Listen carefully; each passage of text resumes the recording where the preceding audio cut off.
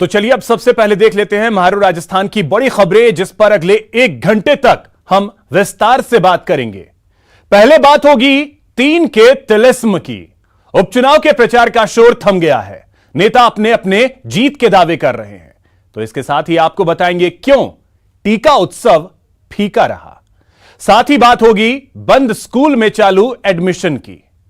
इसके साथ ही आपको लेकर चलेंगे एक ऐसे गांव जहां घर घर अपराधी है। तो बने रहिए हमारे साथ, देखते रहिए महारू राजस्थान।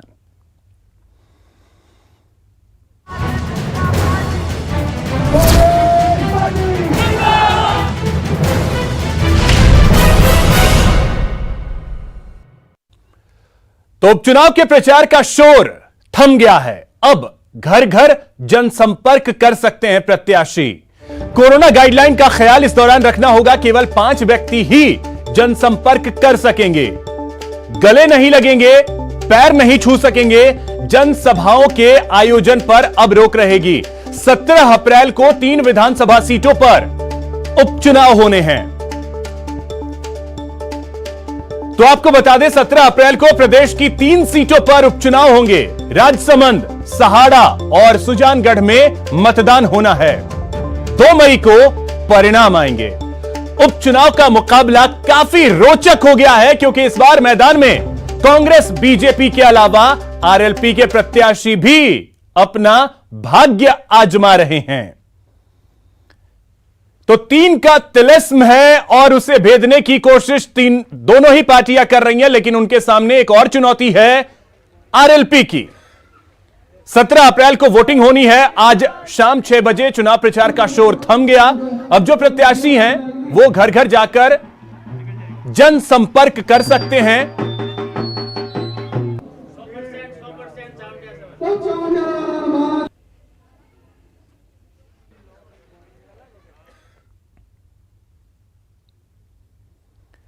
अब किनके किनके बीच मुकाबला है वो भी हम आपको ग्राफिक्स के जरिए बता रहे हैं। किस किस सीट पर मुकाबला जो है वो आमने सामने का है। सहाड़ा उपचुनाव में गायत्री देवी और उनके सामने रतनलाल जाट बीजेपी के। वहीं सुजानगढ़ से मनोज मेघवाल और उनके सामने खेमाराम मेघवाल। सीधी टक्कर कांग्रेस और बीजेपी के बीच। वहीं राजसमंद से तनसुख बोहरा कांग्रेस के प्रत्याशी और दीप्ति माहेश्वरी जो कि बीजेपी की उम्मीदवार हैं। तो मुकाबला तो कांग्रेस और बीजेपी में आमने सामने की जरूर है, लेकिन यहां पर तड़का लगा रही है आरएलपी।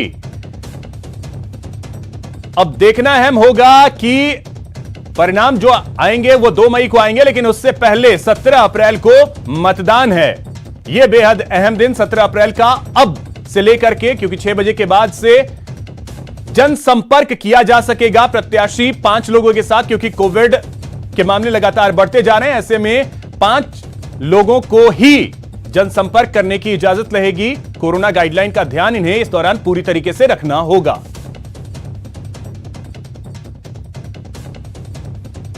वहीं प्रदेश में 3 सीटों पर हो रहे उपचुनाव को लेकर सीएम गहलोत ने प्रदेश की जनता के नाम संदेश जारी किया है।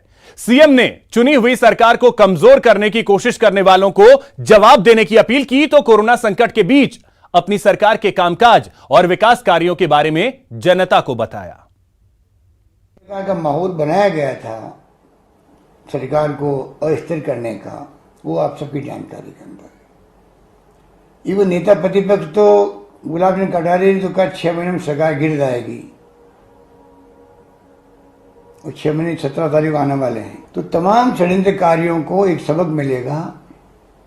जो दिल्ली में बैठे हुए हैं, चाहे केंद्रीय मंत्री हो, चाहे इनके विपक्ष में नेता बैठे हुए यहाँ पर वो हो, सबको सबक मिलेगा कि चुनी हुई सरकार को अगर गिराने की कोशिश भी करेंगे तो आम जनता जो माई बाप होती है लोकतंत्र में, वो इसको बर्दाश्त नहीं करेगी।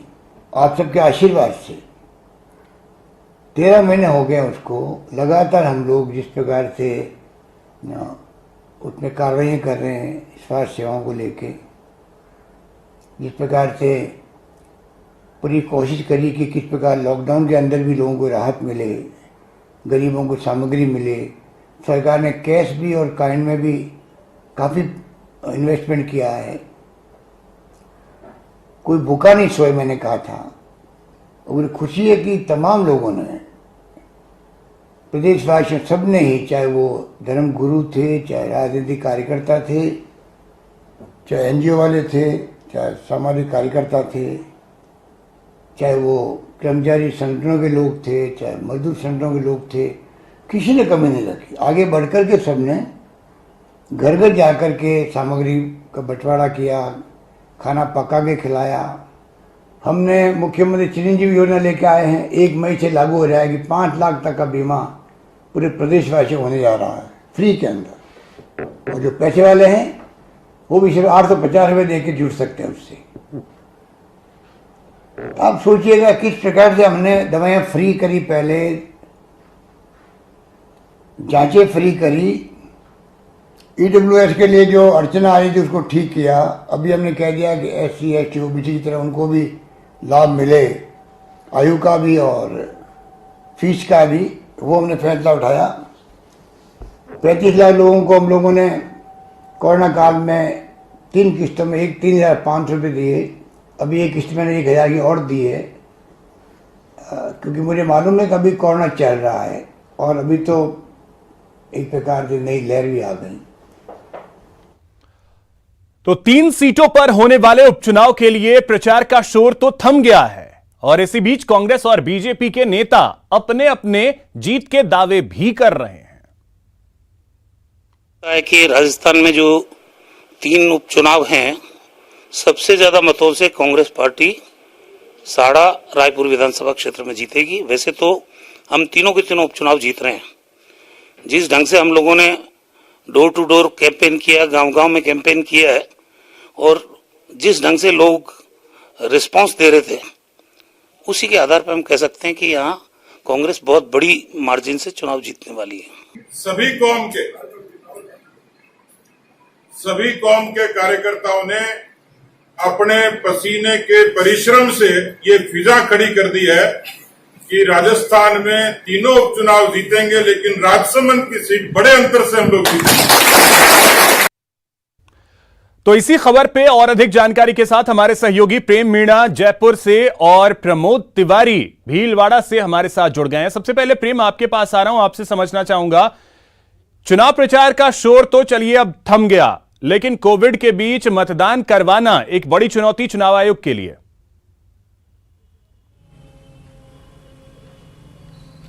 जी बिल्कुल अभिषेक जी, चुनाव आयोग के लिए बेहद बड़ी चुनौती है, और ये चुनौती इसलिए भी महत्वपूर्ण मानी जाती है कि जिस तरह प्रदेश में कोरोना बेकाबू हो रहा है और राज्य सरकार ने दूसरी गाइडलाइन जारी की है, इन दोनों के मद्देनजर अब आयोग के सामने ये बड़ी चुनौती उभर कर सामने आई है कि कोरोना गाइडलाइन की पालना किस तरह कराई जाए। हालांकि मुख्य निर्वाचन अधिकारी प्रवीण गुप्ता ने कहा है कि प्रशासन है पूरी तरह अलर्ट मोड पर है, और जो चुनाव से जुड़े अधिकारी है वो पूरी तरह अलर्ट है और गाइडलाइन की हर हाल में पालना करवाई जाएगी। लेकिन अब ये देखना होगा कि सोशल डिस्टेंसिंग की पालना किस तरह कराई जा सकती है।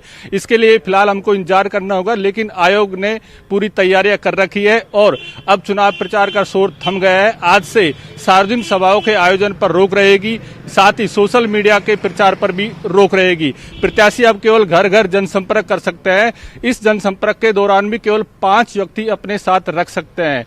मुख्य निर्वाचन अधिकारी ने एक बार फिर आम मतदाताओं के साथ साथ राजनीतिक दलों के प्रत्याशियों से भी अपील की है कि कोरोना गाइडलाइन की हर हाल में पालना सुनिश्चित की जाए। तीनों विधानसभा उपचुनाव में करीब 7,43,802 मतदाता अपने मताधिकार का प्रयोग कर सकेंगे। गाइडलाइन की पालना के लिए आयोग ने जो विशेष पर्यवेक्षक नियुक्त किए हैं, उनको सख्त हिदायत दी है कि ग्रामीण क्षेत्रों में विशेष नजर रखी जाए और लोगों को डांट से, प्यार से, दुलार से जानी चाहिए कि जो गाइडलाइंस है उनका पूरी तरीके से पालन हो गया, हो सकेगा, ये देखना अहम होगा। ये तो बात हो गई तैयारियों की। अब प्रमोद आपके पास आ रहे हैं, सहाड़ा का मूड क्या कह रहा है? आज तो प्रचार का शोर थम गया है, लेकिन जनसंपर्क प्रत्याशी कर ही रहे होंगे, मूड क्या कह रहा है?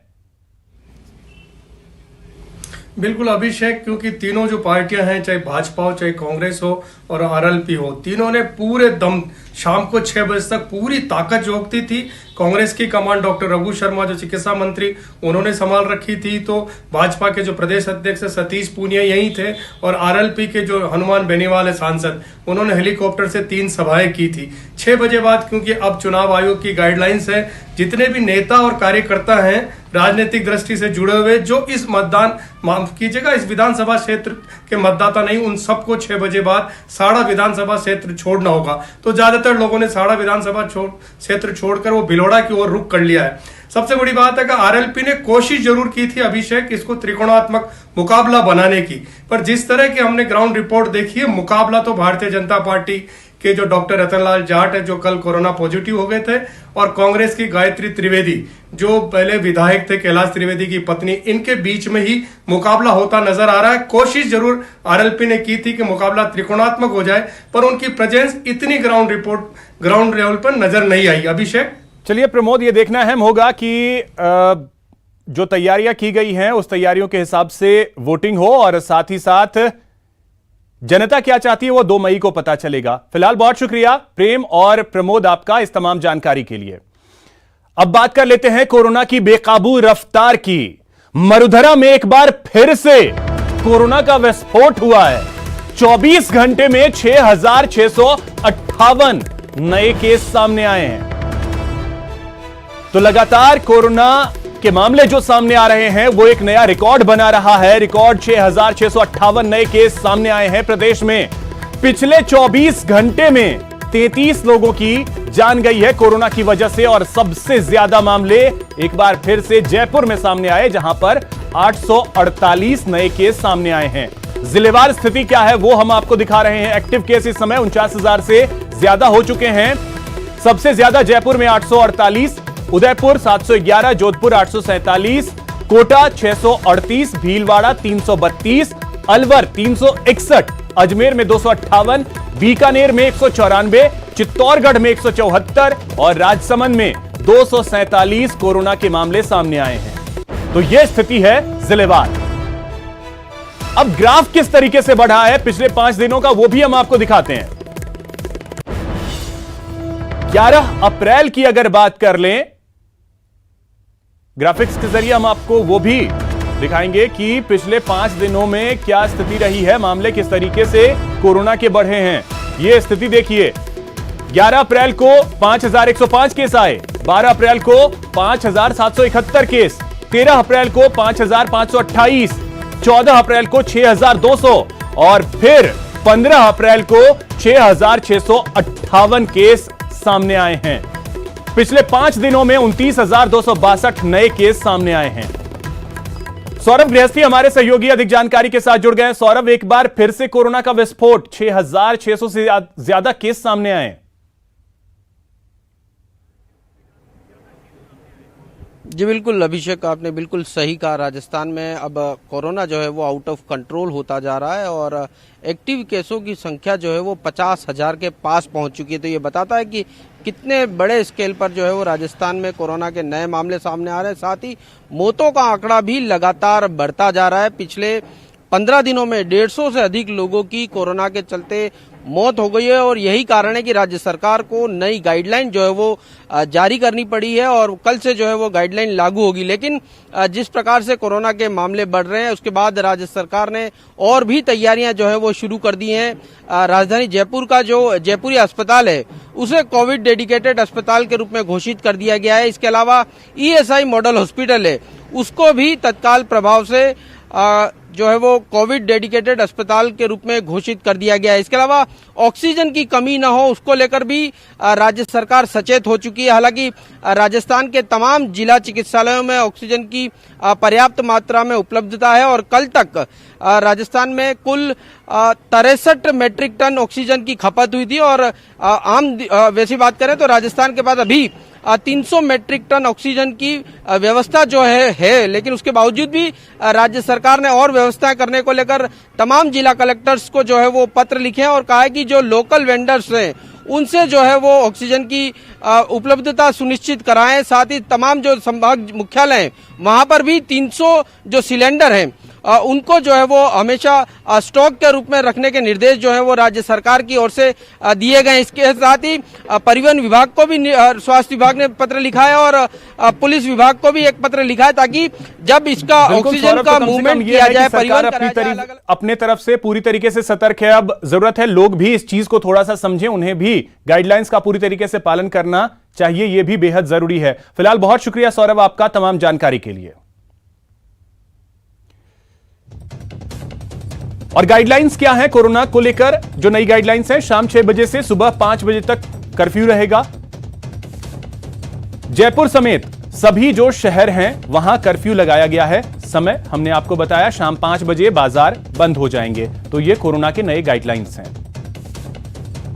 कोरोना की दूसरी लहर कहर बरपा रही है। आम के साथ साथ खास लोग भी इसकी चपेट में आ रहे हैं। प्रदेश के कई नेता कोरोना पॉजिटिव हो चुके हैं। दरअसल जिन नेताओं पर जनता को जागरूक करने की जिम्मेदारी थी, उन्हीं नेताओं ने कहीं ना कहीं कोरोना प्रोटोकॉल का उल्लंघन किया और वायरस की चपेट में आ गए।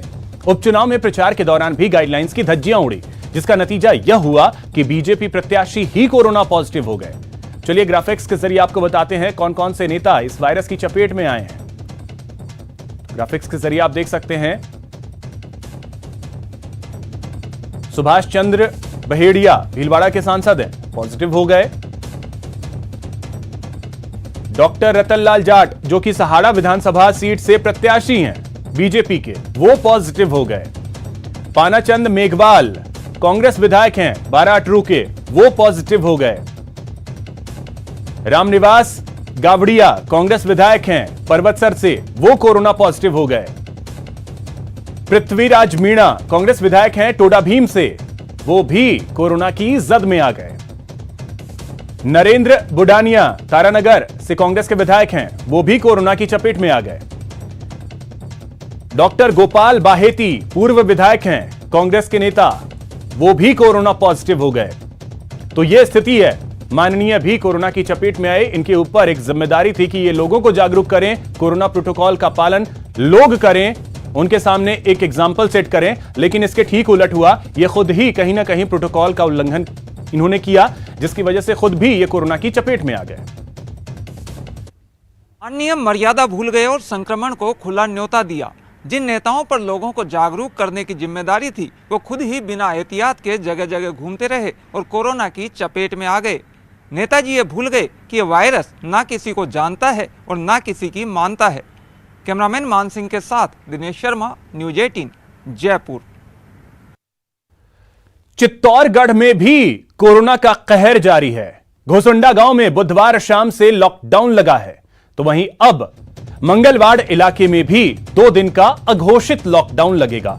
कोरोना के बढ़ते मामलों के बीच आलाधिकारियों ने दोनों क्षेत्रों का दौरा किया और स्थानीय अधिकारियों को ज्यादा से ज्यादा टेस्टिंग और टीकाकरण करवाने के निर्देश दिए। आपको बता दें कि घोसुंडा गांव में एक साथ 66 केस सामने आने के बाद पूरे गांव में सर्वे का काम करवाया जा रहा है। ब्लॉक सीएमएचओ का कहना है कि अगले कुछ दिनों में स्थिति कंट्रोल में आ जाएगी।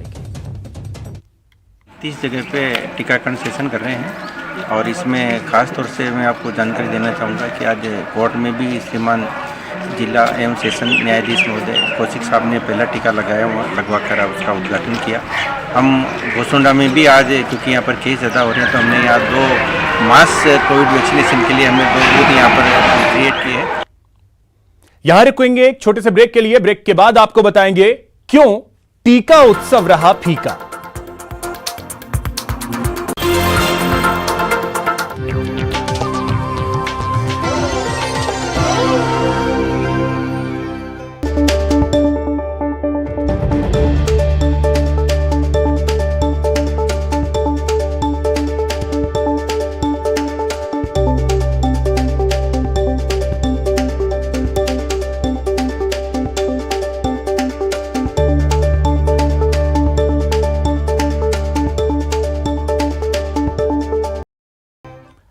ब्रेक के बाद आपका स्वागत है। अब बात टीका उत्सव को लेकर सियासी महाभारत की।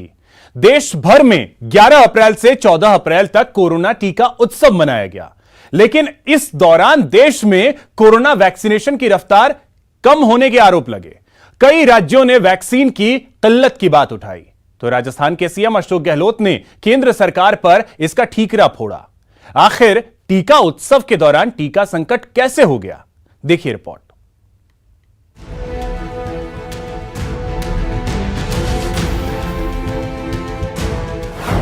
टीका उत्सव में टीका संकट।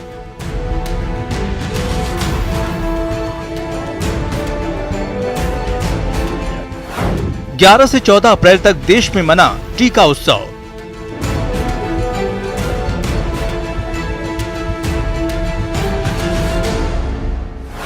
ग्यारह से 14 अप्रैल तक 12% कम वैक्सीनेशन।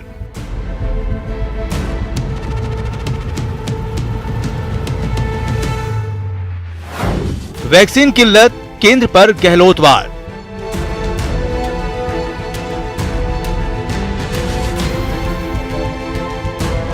कोरोना की दूसरी लहर को रोकने के लिए प्रधानमंत्री नरेंद्र मोदी ने देश से टीका उत्सव मनाने की अपील की थी। क्या हम 11 अप्रैल से 14 अप्रैल पूरे अपने राज्य में टीका उत्सव मना सकते हैं? 11 अप्रैल से 14 अप्रैल तक टीका उत्सव मनाया गया, लेकिन इस दौरान देश में वैक्सीन की किल्लत की खबरें चर्चा में रही। राजस्थान समेत कई राज्यों ने वैक्सीन की किल्लत के लिए केंद्र सरकार को जिम्मेदार माना। पहले आपको बताते हैं वो आंकड़ा जिसके मुताबिक टीका उत्सव के दौरान यानी 11 से 14 अप्रैल के बीच देश भर में वैक्सीनेशन 12% कम हो गया। 11 से 14 अप्रैल के बीच देश भर में वैक्सीन की 99.64 लाख डोज लगाई गई। इसके पहले 7 से 10 अप्रैल के बीच 1.13 करोड़ वैक्सीन लगाई गई थी। 3 से 6 अप्रैल के बीच 1.10 करोड़ वैक्सीन की डोज लोगों को दी गई थी और 30 मार्च से 2 अप्रैल के बीच 99.99 लाख वैक्सीन की डोज लगाई गई थी। यानी 1 अप्रैल से जब देश में 45 साल से ज्यादा उम्र के लोगों को वैक्सीन देने की शुरुआत हुई, तब से सबसे कम टीकाकरण 11 से 14 अप्रैल के बीच ही हुए। इस दौरान देश के कई राज्यों में कोरोना वैक्सीन की किल्लत हुई। महाराष्ट्र, राजस्थान, पंजाब और ओडिशा ने खुलकर अपनी बात रखी। छत्तीसगढ़, आंध्र प्रदेश और तेलंगाना से भी वैक्सीन की किल्लत की खबरें आईं। राजस्थान के मुख्यमंत्री अशोक गहलोत ने वैक्सीन को लेकर केंद्र पर हमला बोला। गहलोत ने अपने ट्वीट में कहा कि केंद्र सरकार राजस्थान, महाराष्ट्र, छत्तीसगढ़, ओडिशा, आंध्र प्रदेश, पंजाब, दिल्ली, झारखंड, उत्तराखंड और असम में वैक्सीन की नियमित आपूर्ति करने में विफल रही है, जिसके कारण इन राज्यों में कई जगह वैक्सीनेशन सेंटर बंद करने पड़े हैं। ट्वीट नंबर 2, मेरा यह भी मानना है कि केंद्र सरकार को इस बारे में गलत बयानी करने की जगह आधिकारिक तौर पर एडवाइजरी जारी कर कहना चाहिए था कि वैक्सीन उपलब्ध होने में थोड़ा समय लगेगा, जिससे भविष्य में लोगों में कंफ्यूजन की स्थिति न बने और लोगों का वैक्सीन में विश्वास बना रहे। केंद्रीय स्वास्थ्य मंत्री पर निशाना साधते हुए सीएम अशोक गहलोत ने लिखा कि मैं केंद्रीय स्वास्थ्य मंत्री हर्षवर्धन जी से ये उम्मीद नहीं करता था कि वो राज्यों में पर्याप्त वैक्सीन उपलब्ध होने जैसा असत्य बयान देंगे। स्वास्थ्य मंत्री द्वारा राज्यों पर मिसमैनेजमेंट का आरोप लगाना एकदम गलत है। भारत सरकार सभी स्टेट्स को वैक्सीन देती है। आपको बता दें कि केंद्रीय स्वास्थ्य मंत्री हर्षवर्धन ने कहा था राज्यों के मिसमैनेजमेंट से कोरोना की किल्लत हुई है कि देश में कोई वैक्सीन की कमी नहीं है। भारत सरकार सभी स्टेट्स को वैक्सीन देती है। आगे वैक्सीन को अपने अपने प्रदेशों में जहां पर वैक्सीनेशन सेंटर्स हैं वहां पर समयबद्ध तरीके से पर्याप्त मात्रा में पहुंचाना, उसको मॉनिटर करना, उसकी मेटिकुलस प्लानिंग कराना, ये जिम्मेदारी स्टेट्स की है। वहीं राजस्थान के स्वास्थ्य मंत्री रघु शर्मा ने दावा किया कि बेहतर कोरोना मैनेजमेंट के कारण राजस्थान में मौत की दर कम रही और रिकवरी रेट ज्यादा रही, इसलिए राजस्थान में मिसमैनेजमेंट की बात गलत है। लेकिन जब एक दिन में 5,44,000 वैक्सीन हम लगा चुके, तो फिर 4 लाख अगर आ भी जाए हमारे पास, तब भी हम क्या कर सकते हैं? वैक्सीन के प्रोडक्शन पे और वैक्सीन की सप्लाई पे भारत सरकार का नियंत्रण है। वो जितनी वैक्सीन हमको देंगे, हम उतना वैक्सीनेट करने की हमारी तैयारी है। बहरहाल कोरोना की खतरनाक रफ्तार के बीच वैक्सीन ही उम्मीद की किरण है। 16 जनवरी से शुरू हुए टीकाकरण के महाअभियान में देश बढ़ चढ़ कर हिस्सा ले रहा है, लेकिन वैक्सीन की किल्लत कोरोना की चेन तोड़ने में मुश्किल खड़ी कर सकती है। Bureau report, news 18 network. प्रदेश में कोरोना वैक्सीन को लेकर सियासत हाई है। वैक्सीन की कमी को लेकर कांग्रेस जहां केंद्र पर हमलावर है, तो वहीं बीजेपी प्रदेश अध्यक्ष ने कांग्रेस पर पलटवार किया। उन्होंने कहा कि जरूरतमंदों को वैक्सीन लगे, इसके लिए मोदी सरकार प्रतिबद्ध है। लेकिन पिछले दिनों जब वैक्सीन की सप्लाई हुई तो बहुत सारी वैक्सीन गायब हुई, उसका जवाब अभी तक सरकार ने दिया नहीं। सरकार जिस तरीके से लोगों को जागरूक करना चाहिए, जिस तरीके से प्रेरित करना चाहिए, उस किस्म की भूमिका सरकार की रही नहीं। भारत की सरकार संकल्पित है कि वैक्सीनेशन के जरिए लोगों का एक किस्म से भरोसा भी बढ़ा। सरकार ने विदेशों से भी जो रशिया से स्पुतनिक को आयात करने की जो बात की है, मुझे लगता है कि सरकार पूरे तरीके से प्रतिबद्ध है, चिंतित भी है। खुद प्रधानमंत्री जी अनेक बार मुख्यमंत्रियों के साथ वीडियो कॉन्फ्रेंस कर चुके हैं, तो मुझे भरोसा है कि कांग्रेस सियासत करेगी, लेकिन मोदी जी की सरकार इस बात के लिए प्रतिबद्ध है कि प्रत्येक नागरिक को, वांछित व्यक्ति को वैक्सीन उपलब्ध हो। वहीं राज्यपाल कलराज मिश्र ने आज सवाई मानसिंह अस्पताल में वैक्सीन का दूसरा डोज लिया। राज्यपाल को एसएमएस मेडिकल कॉलेज के प्रिंसिपल डॉक्टर सुधीर भंडारी और मेडिकल टीम की निगरानी में नर्स कौशल्या राजावत ने टीका लगाया। राज्यपाल ने टीका लगवाने के बाद कहा कि कोरोना की दूसरी लहर अधिक घातक है, इससे बचने के लिए सावधानी और कोविड प्रोटोकॉल की पालना बहुत जरूरी है। इसके साथ ही राज्यपाल ने सभी से वैक्सीन लगवाने की भी अपील की।